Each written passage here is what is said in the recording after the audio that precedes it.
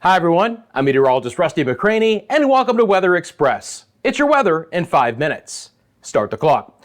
Friends, as you can see from this map, we do have a severe weather situation developing in the plains today. The potential for a severe weather outbreak, especially in that area in red. That's a moderate risk from the Storm Prediction Center, a 4 out of 5 on their scale, an enhanced risk in orange that goes around that. Wichita to just north of the Oklahoma City metro area along I-35 included in this, all the way back towards Tulsa along I-44. Look, there's going to be the opportunity for some tornadic thunderstorms out of this system, but we're also going to see a lot of wind being produced out of these storms. And when I show you the current radar, the storms are beginning to develop in the Wichita area right now. We do have one tornado warning. That is your purple polygon. The reds, severe thunderstorm warnings, but there is going to be a ton of wind, 70, 80, maybe even 90-mile-an-hour winds as these storms build south and east through the remainder of this Tuesday. Now look, there's going to be additional severe storms coming off of the high plains,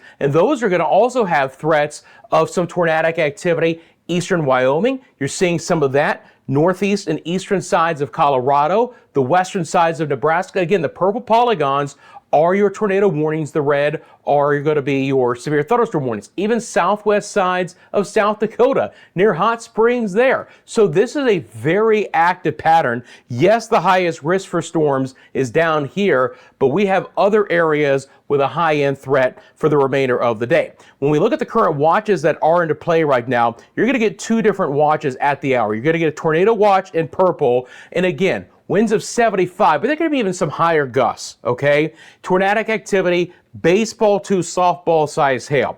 Then with the severe thunderstorm watch out in portions of Colorado and Nebraska and eastern Wyoming, it's winds of 70, and again, baseball to softball size hail. Can't rule out an isolated tornado risk to go along with those storms. Those storms, in a general sense, will continue to kind of work their way east with some of this activity into Iowa and Minnesota kind of working its way north into the east. But again, down the line, these storms push off to the south. We're in the southeast in general for today. Again, this time of the year, we have clusters of heavier showers and storms, some of that more concentrated in the Tennessee Valley, the Ohio Valley, and the mid-Atlantic states. It's portions of Ohio, the eastern sides of Kentucky, West Virginia, and Pennsylvania. I'm concerned about there being some significant heavier flood threats as well. Look, we've had one tornado warning in the western sides of Pennsylvania. Friends, it's been a very active day. Speaking of the excessive rainfall potential, again, you've got your two spots. You've got Kansas, but then you've got back into eastern Ohio, the panhandle of West Virginia,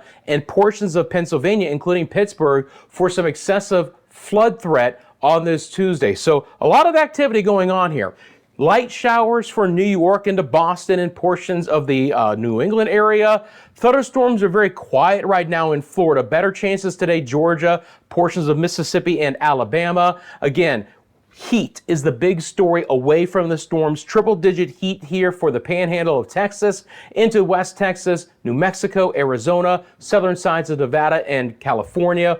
108 to 110 for a lot of areas there. These storms, again, I'm worried about the hail threat here up in Wyoming, and then a quieter day in the Pacific Northwest. Look, if anything out here, we're going to get some wind, and it's a fire threat with all the areas in pink there. Then again, you have your severe thunderstorms through the southern plains, potential flooding in the southeast, and your more widespread flood threat for the Ohio Valley and into the Appalachians. All right, so let's get into the models here. We'll start off with our HER model, the high resolution rapid refresh over the next 48 hours. A couple of things to note. First of all, storms are going to still be very active from the southern Great Lakes, the Midwest, and into Arklatex for tomorrow. The whole system is moving off to the east. There's going to be more widespread severe storms, tornadoes, large hail, winds will all be a threat. We're also going to have this curlicue up here in the northern Great Lakes, and all of this moisture is going to be streaming into this. So we're going to get some nasty storms for Michigan, the northern sides of the Ohio River Valley, and into portions of the Northeast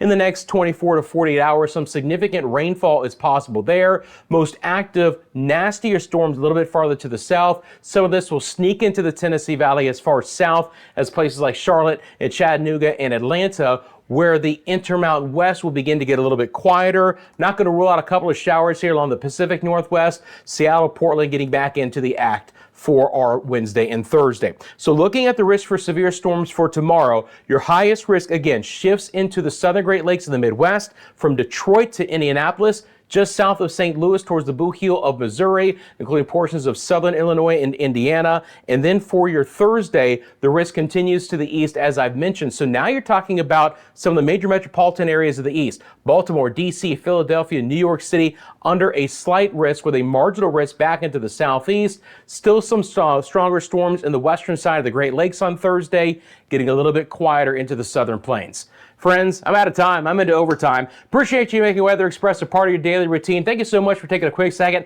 liking and subscribing to the channel. It helps things out. You guys have a great rest of your day. Stay safe. I'm back tomorrow with the latest 5-minute forecast.